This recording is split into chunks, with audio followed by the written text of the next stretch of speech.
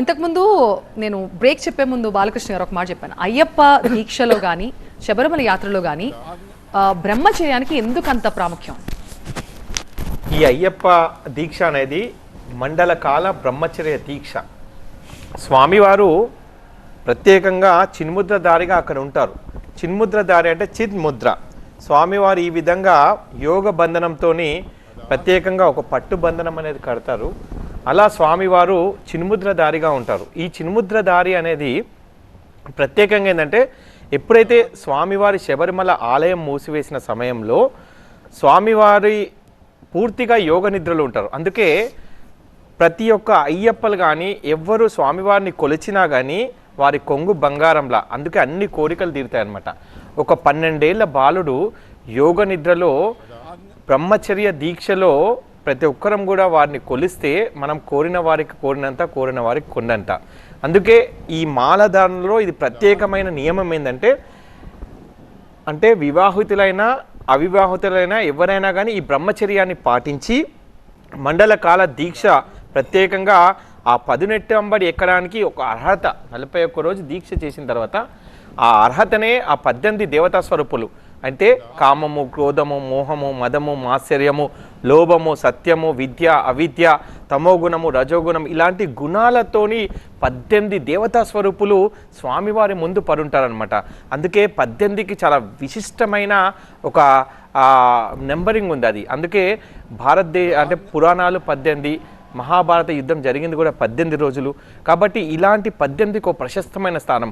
ఒక్కొక్క స్వామి ప్రతి సంవత్సరం కన్యస్వామిగా, కతిస్వామిగా, గంటస్వామిగా, గదస్వామిగా, గురుస్వామిగా మాల వేసుకుంటూ 18 సార్లు దీక్ష చేసిన తర్వాత పరిపూర్ణమైన ఒక అయ్యప్ప భక్తుడిగా ఆ అయ్యప్పను కొలుస్తారు. అందుకే 18 సంవత్సరాలు నారికేలం తీసుకెళ్తారు ప్రత్యేకంగా. ఈ నారికేలం అనేది ఇక్కడ నుంచి మనం అక్కడ శబరిమలకు తీసుకెళ్ళి ఈ నారికేలం అంటే కొబ్బరికాయను అక్కడ సన్నిధానంలో మనము స్వామివారి సన్నిధానంలో ఆ కొబ్బరికాయను నాటడం జరుగుతుంది. అంటే ఆ వృక్షం ద్వారా మనము కొన్ని వందల మందికి, వేల మందికి ఒక దాహార్తిని తీర్చే విధంగా, అంటే 18 సంవత్సరాలు దీక్ష తీసిన గురుస్వామి కూడా చీకటి నుంచి వెలుగులోకి తెచ్చే విధంగా జ్ఞానజ్యోతిని వెలిగించాలి, అందరు స్వాములలో గురువుగా జ్ఞానజ్యోతిని వెలిగించాలి అని చెప్పి ఒక తత్వాన్ని ఈ అయ్యప్ప దీక్ష అనేది ప్రబోధిస్తుంది.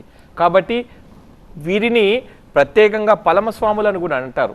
ఈ పలమస్వాములు ఈ దీక్షలో పరిపూర్ణంగా ఇప్పుడు మేము దాదాపు 30 సంవత్సరాలుగా మేము మా మార్గదర్శకత్వంలో ఎంతోమంది అయ్యప్పలను శబరిమలకు తీసుకెళ్తున్నాం. ఈరోజు ఎంత ప్రత్యేకత అంటే హైదరాబాద్ నుంచి శబరిమలకు నడుచుకుంటూ వెళ్తున్నారు, లక్షల వాహనాలు దాటి.